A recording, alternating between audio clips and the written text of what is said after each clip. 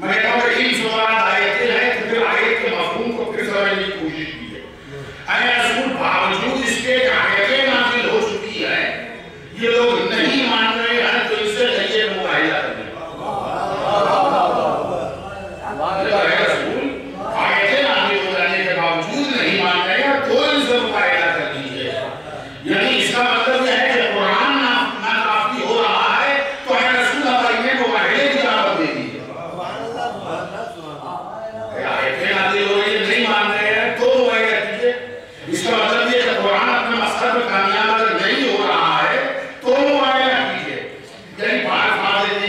قرآن ناسامی سے کام نہیں بن رہا ہے تو قرآن ناطق پر بنا نہیں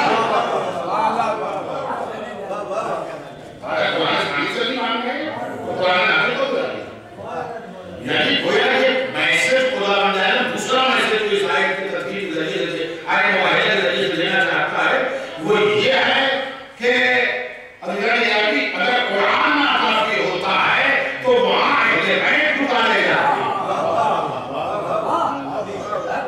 اور کی بات اگر پہلے کہی ہوتی تو برادران اسلام جو چاہے سو کہہ سکتے تھے. میں کہتا ہوں کہ واقعاً کسی دوسرے آئین نے کسی دوسرے نے کہہ دیا ہوتا تو اس کے متعلق بھی مختلف باتیں سوچی جا سکتی تھی. بلکہ برادران اسلام کو اگر پیغمبر نے یہ بات کہی ہوتی تو ان کے متعلق بھی سوچ لیتے بہت سے لوگ. پھر پیغمبر نے اہل بیت کی محبت میں، بیٹی کی محبت میں، بھائی کی محبت میں، نوازوں کی محبت میں ایسی بات کہی. لیکن علی گڑھ نے کیا کیا جائے خود قرآن مجید کہہ رہا ہے، خود قرآن مجید کہہ رہا ہے. یعنی کہ قرآن پڑھنے کو کس کا پڑھ رہے ہیں؟ قرآن کہہ رہا ہے کہ اگر قرآن اسلامی کا کافی ہو رہا ہے تو آپ قرآن ناطق کو بلائیے، اہل بیت کو بلائیے. تو کسی ایسی بات ہوتی تو الزام اور تہمتیں اور بہتان اور یہ تمام چیزوں کے سلسلے شروع ہو جاتے. لیکن یہاں پر قرآن مجید کہہ رہا ہے. دیکھیے قرآن مجید واقعی عجیب و غریب کتاب ہے، معمولی کتاب نہیں ہے. اور تو دنیا کی سب سے زیادہ پڑھی جانے والی کتاب. میں تعداد کے لحاظ سے عیسائی ضرور ہے لیکن وہ گھنٹے کے گھنٹے پڑھنے والے لوگ ہیں. لیکن تاریخ ہوا ہے کہ قرآن مجید سب سے زیادہ پڑھی جانے والی کتاب اور سب سے زیادہ انقلاب وفا کرنے والی کتاب. جتنا بڑا انقلاب جو ہے وہ اس ایک کتاب میں وفا کیا ہے. تاریخ کی کوئی دوسری کتاب ایسی نہیں جس نے اتنا بڑا انقلاب، جتنا بڑا ریولیوشن جو ہے کھڑا کر دیا. قرآن مجید اپنے سلسلے میں بہت سے دعوے قرآن نے کیے. مثلا قرآن مجید کا دعویٰ یہ کہ اس کے مثل نہیں آ سکتے، اس کے مثل نہیں آ سکتے. اور پھر اسی دعوے کو جو ہے اور اللہ تعالیٰ نے کہا گیا کہ اس کے ایک سورج جیسا نہیں آ سکتے، تو اس کے مثل نہیں آ سکتے. جناب قرآن مجید دعویٰ کرتا ہے کہ اس میں جو ہے طلاق نہیں ڈھونڈ آ سکتے. ایک اور جگہ قرآن مجید دعویٰ کیا کہ اس میں ہر خوش اترا موجود ہے. تو قرآن مجید خود اپنے سلسلے میں بہت سے دعوے کرتا ہے، بہت سی باتیں کرتا ہے. لیکن ایک بات میں پورے اصول کے ساتھ آپ کے ساتھ پیش کر رہا ہوں، قرآن مجید نے اپنے سلسلے میں بہت سے دعوے کیے ہیں لیکن یہ کہیں نہیں کہا کہ یہ کافی ہے.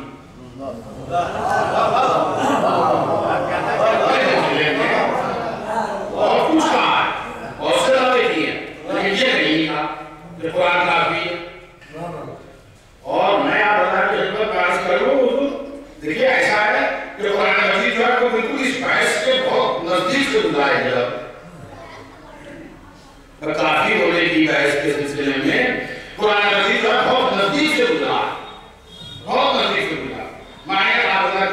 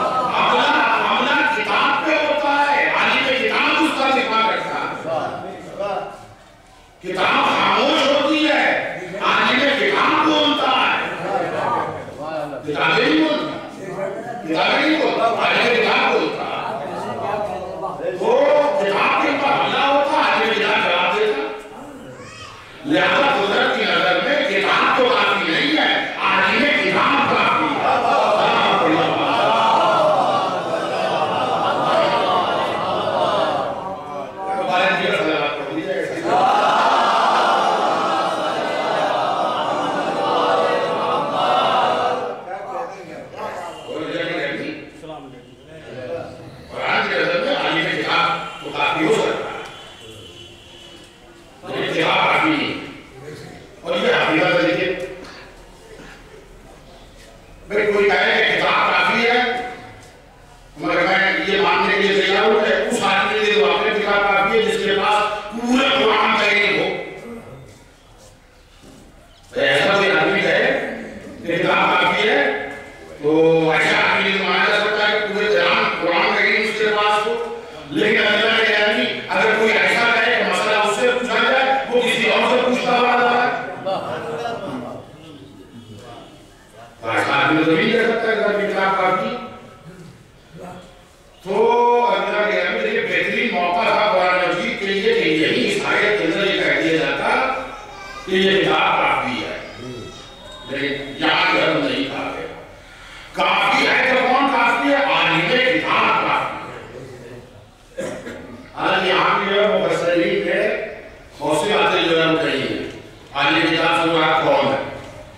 एक मुफस्सिर ने ये तस्वीर तैयार की कि आलिम किताब से मुराद जो है यहाँ अल्लाह खुदा। तो चलिए थोड़ी देर के लिए मान लेते हैं कि इस आलिम किताब से मुराद जो है वो अल्लाह है, और वो इसलिए भी कि कौन कह सकता है तो अल्लाह आलिम किताब नहीं तो कह सकता है भाई जिसकी किताब नाज़िल की है वही आलिम किताब नहीं हो तो फिर कौन आलिम किताब हो? तो अल्लाह बेशक आलिम किताब तो है, लेकिन यहाँ आलिम किताब है या नहीं? यहाँ आलिम किताब से बाद अल्लाह है या नहीं? मगर तो फैसला बहुत आसान, इस आलिम किताब की जगह पहला आती है। रसूल जिन्होंने कुफ्र इख्तियार किया है वो ये कहते हैं कि आप अल्लाह के रसूल नहीं हैं, तो आप इनसे कह दीजिए कि तुम्हारे और मेरे दरमियान गवाही देने के लिए अल्लाह काफी है और अल्लाह काफी है। अल्लाह काफी और अल्लाह काफी। और इंदिरा गांधी पहले अल्लाह को तो हम जानते हैं, दूसरे अल्लाह को नहीं जानते।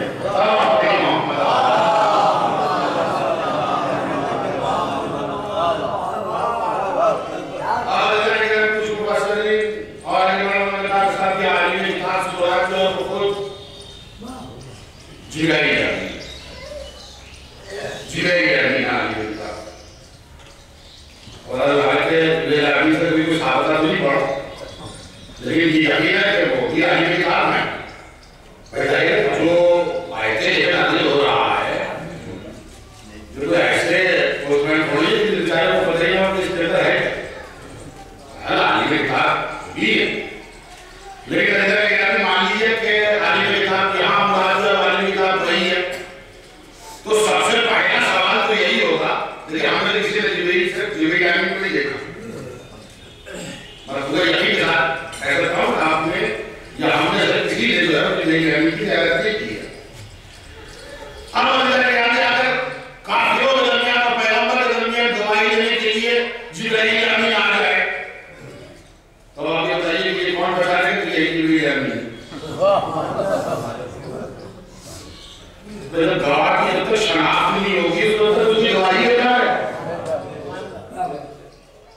ये कैसे पहचाना जाए कि ये जिब्रील आमिन? पर कुछ मुफस्सिरीन ने ये भी कहा कि यहाँ आलिम किताब से मुराद जिब्रील आमिन। एक तफसीर और भी है कि आलिम किताब से मुराद जो है वो खुद पैगंबर इस्लाम की ज़ात है। देखिए कोई मुसलमान पर ये भी मान सकता है कि पैगंबर आलिम किताब नहीं हो, आलिम किताब है, लेकिन मसला यह है कि पैगंबर रिसालत की का दावा कर रहे हैं और उस दावे के लिए गवाह ढूंढा जा रहा, तो अभी तो पैगंबर तो मुद्दई है, पैगंबर तो मुद्दई पैगंबर कैसे गवाह मुद्दई गवाह थोड़ी होता, गवाह अलग होता, मुद्दई अलग होता।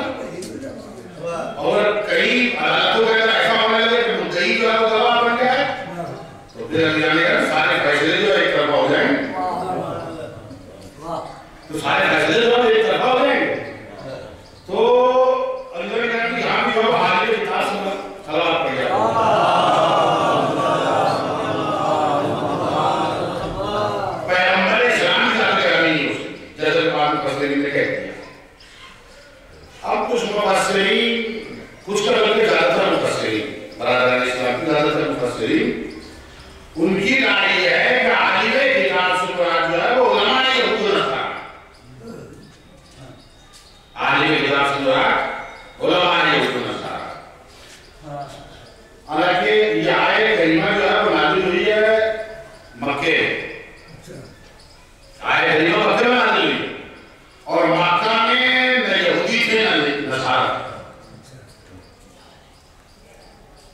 یعنی اس وقت تک جو ہے یہ نہیں تھے یہود و نصارہ نہیں، یہ سب جو ہے مدینے میں آ کے ایمان لے کے آئے۔ تو بعض مفسرین کا یہ کہنا کہ علماء یہود و نصارہ آئے گواہ، تو آنے والے دن میں گواہی دینے کے لیے اللہ کافی ہے، اور وہ جس کے پاس علم نہیں تھا، اور وہ جس کے پاس علم نہیں تھا وہ ان کے لیے کہہ رہے ہیں کہ یہ ہے یہودی، علماء یہود و نصارہ۔ تو مسئلہ یہ ہے کہ علماء یہود و نصارہ اگر اس بات کی گواہی دیتے ہیں کہ پیغمبر اللہ کے رسول آئے تو وہ یہود و نصارہ کیوں آئیں گے؟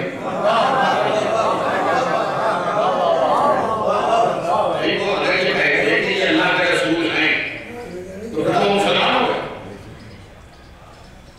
تو بہت سی تفسیریں جو ہیں وہ اس سلسلے میں عالم کتاب سے مراد جو کون ہے، اور ساری ایسوں کے اندر آپ کو لے جانا مقصود نہیں ہے، عالم کتاب سے مراد کون ہے، مگر ہم فیصلہ کرنے بہت آسان ہے، اور تاریخ کے ذریعے سے جو ہے وہ معلوم کیا جا سکتا ہے کہ واقعی عالم کتاب کون ہے۔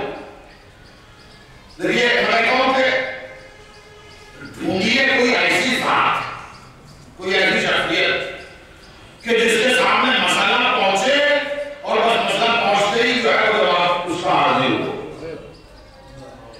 ایسا آدمی تاریخ جو ہے ڈھونڈے، کسی ایسے پر ڈھونڈے کہ مسئلہ اس سے پوچھا جائے وہ کسی اور سے پوچھتا ہوا جائے۔ اور جب کسی کا رشتہ انداز کر کے ڈھونڈے تو مسئلہ جو ہے بہت آسان ہے۔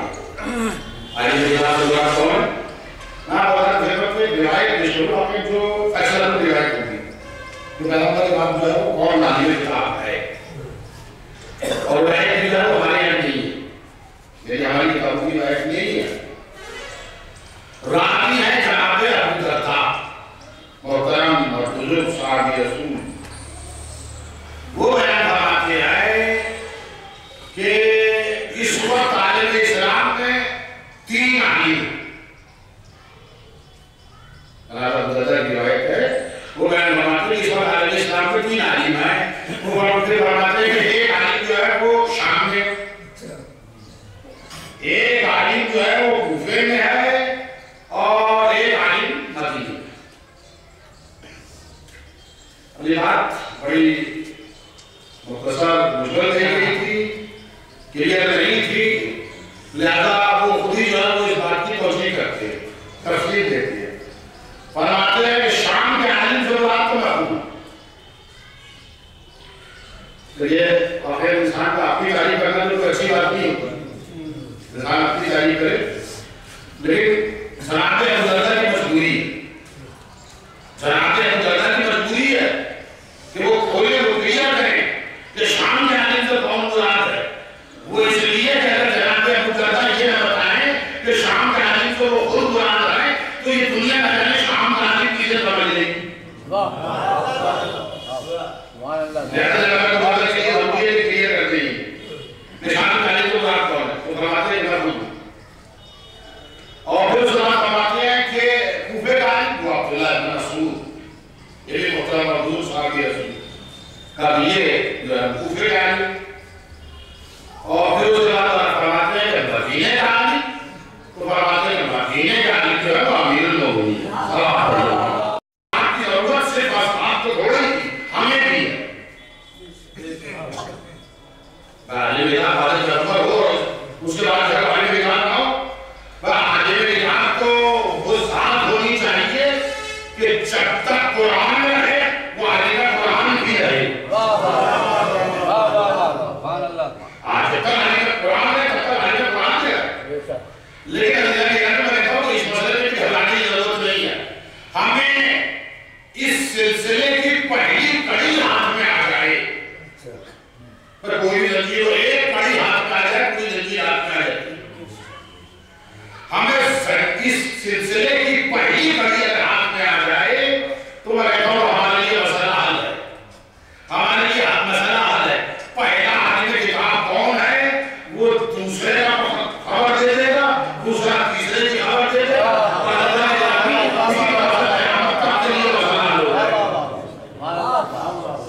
قیامت تک کے لیے مسئلہ حل ہو جائے گا کہ اب کون عالم کتاب ہے۔ وہ عالم کتاب کی ضرورت ہے اور ہر دور کے اندر پیغمبر اسلام نے کچھ ارشاد فرما دیا کہ پیغمبر فرماتے ہیں علی مع القرآن والقرآن مع علی۔ علی وہی جملے ہیں، اس جملے کے اوپر آپ اگر دقت فرمائیں تو بڑا عجیب و غریب جملہ ارشاد فرما دیا پیغمبر کہ علی قرآن کے ساتھ ہیں اور قرآن علی کے ساتھ ہے۔ عجیب و غریب جملہ ہے۔ دیکھیے میں آپ کا خدمت پیش کروں، دیکھیے کوئی کتنا ہی بڑا عالم قرآن کیوں نہ ہو جائے، کوئی کتنا ہی بڑا عالم قرآن کیوں نہ ہو جائے، لیکن قرآن سے بڑا نہیں ہو سکتا، قرآن سے بڑا نہیں ہو سکتا۔ عالم کتاب کتنا ہی بڑا ہو جائے، آج دنیا میں ہمارے سماج کے اندر کوئی اتنا ہی بڑا عالم قرآن کیوں نہ ہو جائے، لیکن قرآن سے بڑا نہیں ہو سکتا۔ دیکھیے ہم بڑے سے بڑے عالم کے لیے یہ کہہ سکتے ہیں کہ فلاں عالم جو ہے قرآن کے ساتھ ہے، اور یہ بہت بڑی غلط ہوگی، یہ غلط معاملی نہیں ہوگی کہ فلاں جو ہے وہ قرآن یعنی جو کچھ کہتے ہیں وہ قرآن سے کہتے ہیں، لیکن یہ کسی کے لیے نہیں کہا جا سکتا کہ قرآن کے ساتھ ہے۔ اور کتنا ہی بڑا عالم ہے، کوئی کتنا ہی بڑا عالم ہے، یہ کبھی کہا جا سکتا کہ یہ فلاں عالم جو ہے ان کے ساتھ قرآن ہے، قرآن ان کے ساتھ ہے، یہ کبھی نہیں کہا جا سکتا۔ لیکن پیغمبر نے علی کے لیے دونوں باتیں کہی ہیں، علی قرآن کے ساتھ ہے اور قرآن علی کے ساتھ ہے۔ تو یہ علی کا قرآن کے لیے نہیں کہا جا سکتا کہ قرآن جو ہے وہ علی، قرآن جو ہے وہ ان کے ساتھ ہے۔ تو یہ دو حصے ہیں یہ حدیث کے، علی قرآن کے ساتھ ہیں، قرآن علی کے ساتھ ہے۔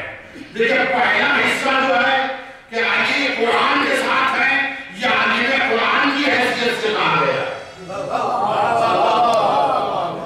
اور دوسرا حصہ جو ہے کہ قرآن علی کے ساتھ ہے، یہ علی میں قرآن کی حیثیت سے نہیں بلکہ وارث سے قرآن ہے۔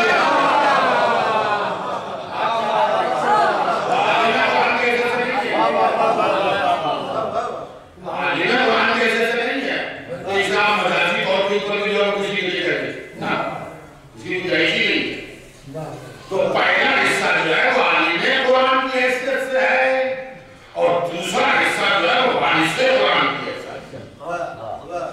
علی عالم قرآن بھی ہے، وارث قرآن بھی ہے، علی عالم قرآن بھی ہے، وارث قرآن بھی ہے۔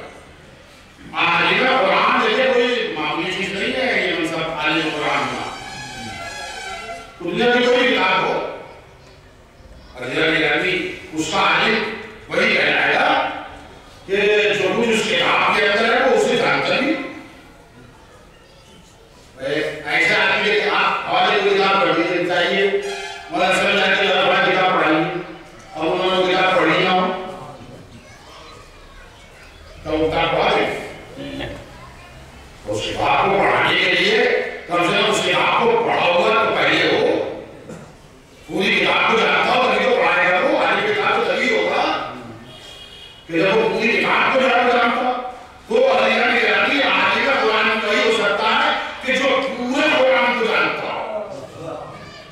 اب قرآن کا ایک دعویٰ میں آپ اللہ کی خدمت میں آپ کو کہہ چکا ہوں کہ اس میں ہر خشک و تر موجود ہے، میں کہتا ہوں علی میں کتاب کی وہ ہوگا کہ جو ہر خشک و تر کو جانتا ہو۔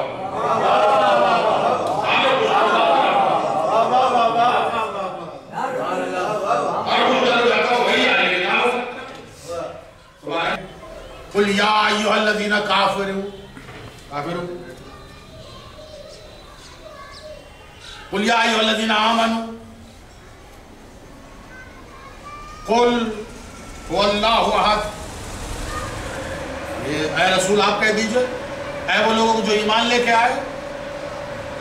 کسی کتاب کے اندر اس انداز کے اندر خطابت ہوتی ہے. یہ تحریری زبان نہیں ہے، یہ تحریری زبان ہے.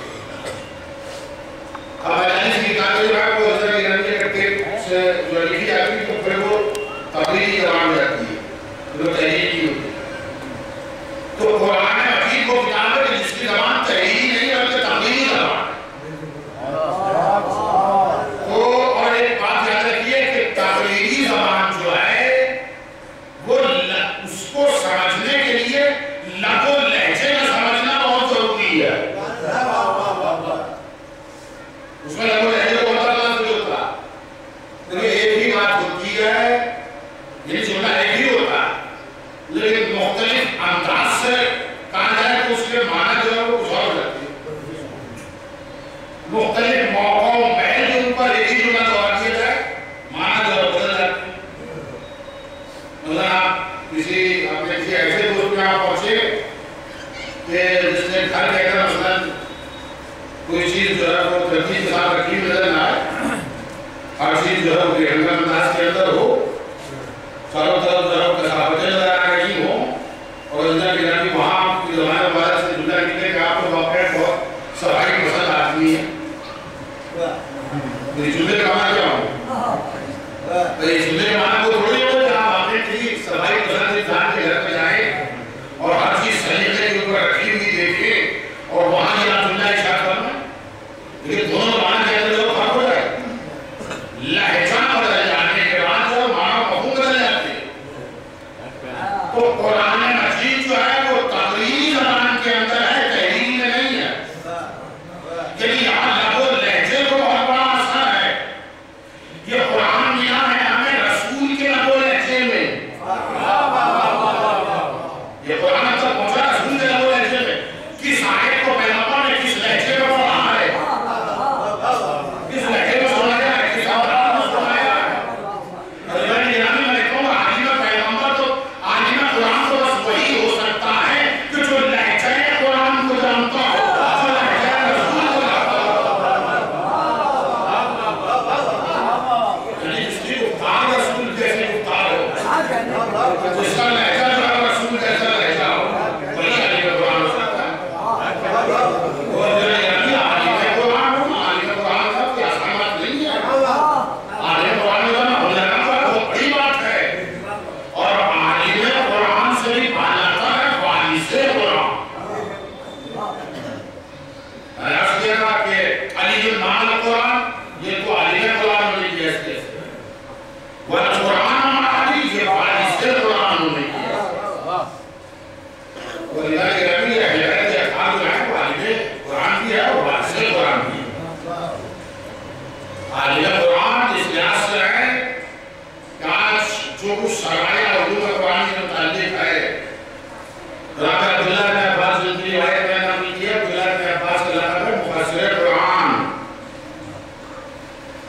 یعنی اکثر قرآن مجید سے متعلق روایتیں جو ہیں اس میں کہیں نہ کہیں جو ہے رابع عبداللہ بن عباس آتی ہے. اور یہ عبداللہ بن عباس جو ہے وہ امیر المومنین کے شاگرد تھے. علی عالم قرآن بھی ہے، اور حضرت نبی عالم قرآن کے ساتھ وارث قرآن بھی ہے.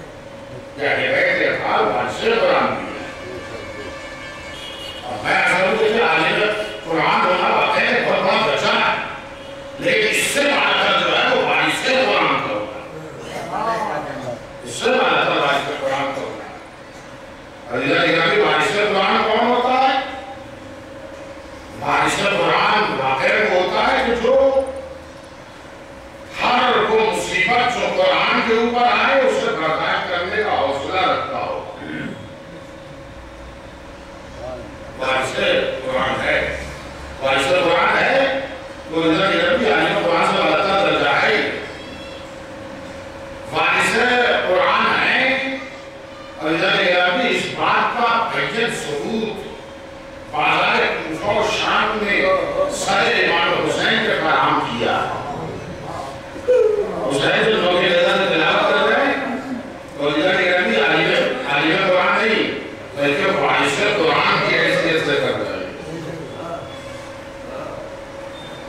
تاریخ کہتی ہے واقعی مجھے اہل بیت کے فضائل واقعی اپنی جگہ کے اوپر جس کو یہ نظرین آئے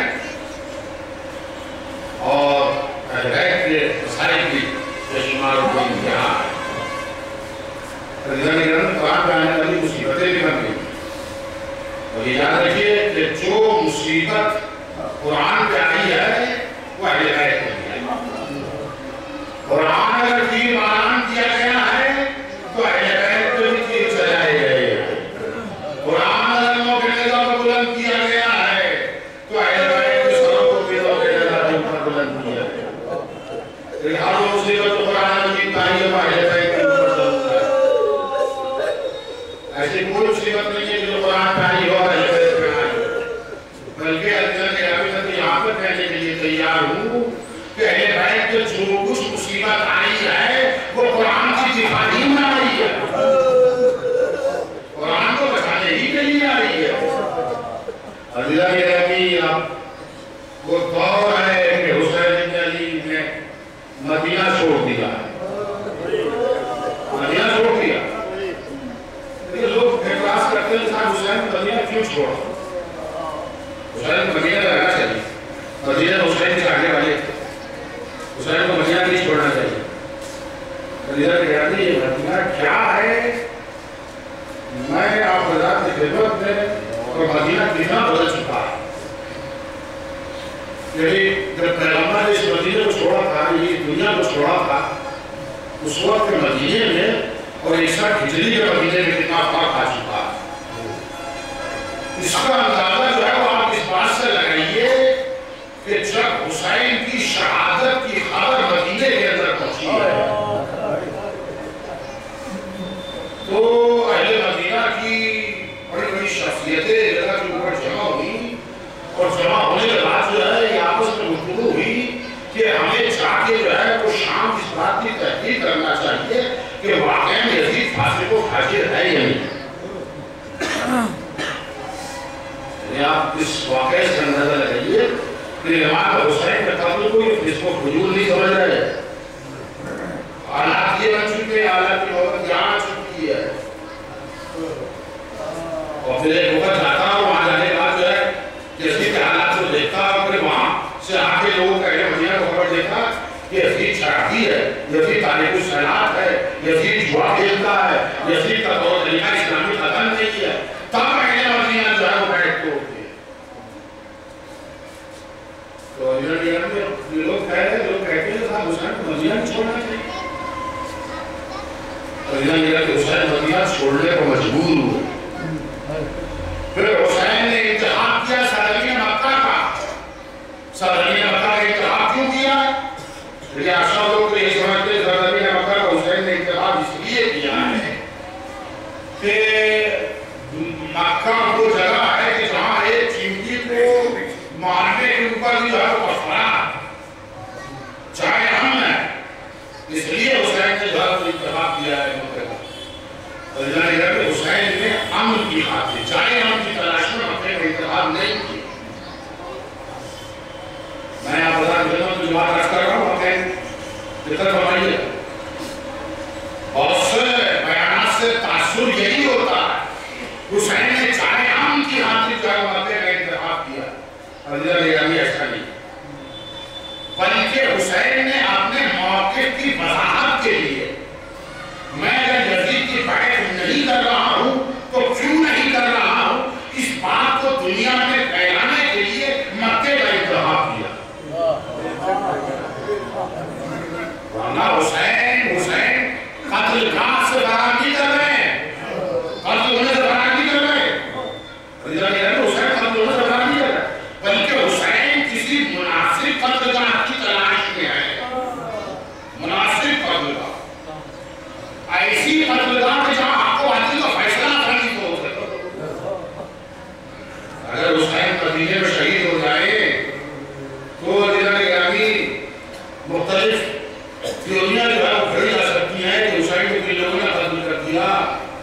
ارے حسین کو انہی لوگوں نے قتل کر دیا جن کے بیچ میں حسین رہ رہے تھے, حسین کے چاہنے والے ہی تھے اور حسین کو پہچانتے تھے. پتہ نہیں کون مدینے کے اندر آیا اور اس نے قتل کر دیا. یہ تمام چیزیں جو ہے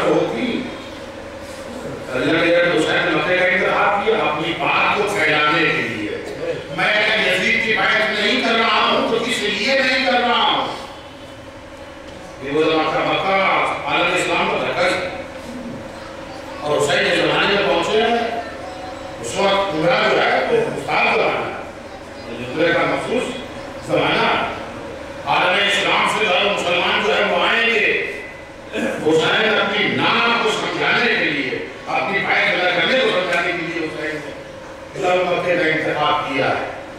اور عزیزان گرامی بس افسوس ہے تو یہی کہ جہاں ایک چمٹی کو پناہ مل سکتی ہے وہاں حسین ابن علی کو پناہ نہیں ملتی. اور علی و حسین سرزمین مکہ کو بھی چھوڑنے کے اوپر مجبور ہے. کعبے کا احترام باقی رہ جائے. حسین کا مقصد دیکھیے کعبے کا احترام باقی رہ جائے. اور عزیزان گرامی کعبے کے احترام کی خاطر جو ہے وہ حسین مکہ چھوڑ رہے ہیں. اب دنیا ہے کہ جو مختلف انداز سے ہے کہ حسین جو ہے وہ گفا کیوں جا رہے ہیں. حسین کوفے کیوں جا رہے ہیں. کوفے والے ریفائی کے اندر پہلے سے مشہور ہے تو حسین نے کوفے کا اتحاد کیوں کیا. عزیزان گرامی میں کہتا ہوں کہ کوفے کا اتحاد حسین نے اس لیے کیا کہ ایک کوفے کے علاوہ کوئی دوسری جگہ اس دنیا میں حسین کے لیے ایسی نہیں ہے کہ جو کم سے کم حسین کو دعوت دے رہی ہے. کوفے کے علاوہ کوئی سے کوئی آواز آئی کہ بدل رسول آپ ہمارے یہاں جائیے. عزیزان گرامی حسین اگر کوفے نہ جائیں کوفے کی طرف قدم نہ بڑھائیں تو پھر یہی دنیا ہے جو یہ کہے گی کہ حسین کو جب کوفے میں پناہ ملے گی تو حسین کوفے کیوں نہیں گئے. لہذا حسین جو ہے اس سرزمین کوفے کا انتخاب کرتا ہے. اور عزیزان گرامی حسین کا قافلہ جو ہے وہ مکے سے نکلا ہے. نکلنے کے بعد اب ایک مقام کے اوپر پور کا لشکر جو ہے وہ حسین کو گھیرتا ہے. اور عزیزان گرامی اب وہ وقت آ چکا کہ حسین اس قافلے کو سرزمین کربلا کے نزدیک پہنچا چاہتا ہے. تاریخ کہتی ہے کہ حسین گھوڑے کے اوپر سوار ہے. ایک مقام کے اوپر پہنچ کر گھوڑے کے قدم جو ہے وہ رک گئے. جو روایت کہتی ہے کہ حسین نے دوسرے گھوڑے کو منگوایا اور عزیزان گرامی جب دوسرے گھوڑے کو منگوایا اس سے حسین کہہ کے اس گھوڑے نے بھی قدم آگے بڑھانے سے انکار کر دیا. تاریخ کہتی ہے کہ حسین نے 7 گھوڑے بدلے. جب کسی گھوڑے نے آگے قدم نہ بڑھایا تو حسین نے اپنے اصحاب سے پوچھا کہ اے لوگوں یہ بتاؤ کہ اس جگہ کا نام کیا ہے.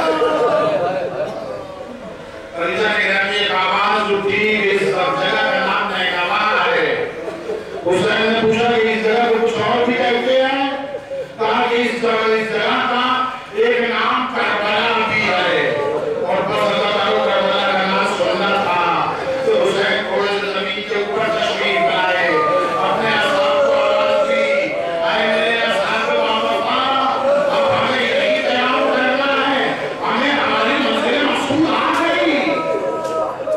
ہماری منزل مقصود آ گئی ہے. اور اللہ تعالیٰ بیویوں کو اتارا جانا ہے. جناب زینب سرزمین کربلا کو اتری. اتارنے کے بعد ایک وحشت ہے کہ جو زینب کو بھی جب محسوس ہوئی. بھیا یہ جگہ تو مجھے بڑی عجیب سی محسوس ہو رہی ہے. بڑی عجیب سی محسوس ہو رہی ہے.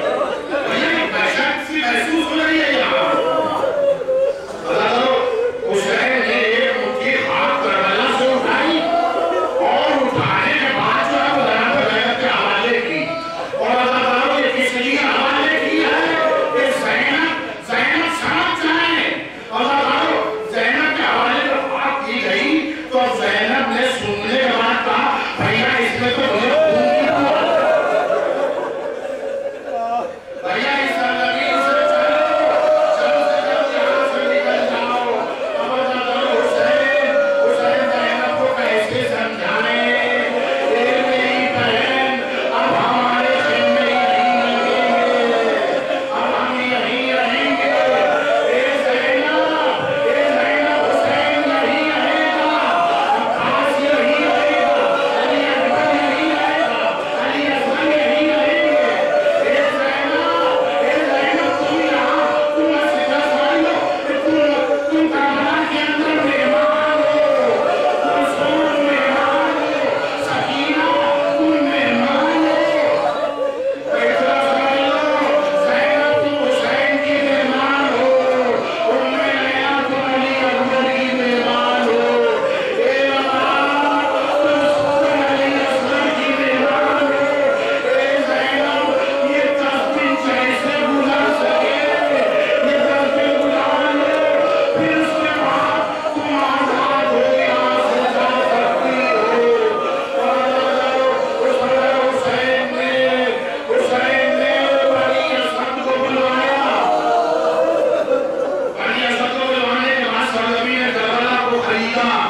اور خریدنے کے بعد حسین نے بنی اسد کو وصیتیں شروع کی، وصیتیں شروع کی کہ دیکھو ہمارے لیے کوئی ہماری زیارت کے لیے کوئی زائر آئے تو اسے تین یہاں ٹھہرانا،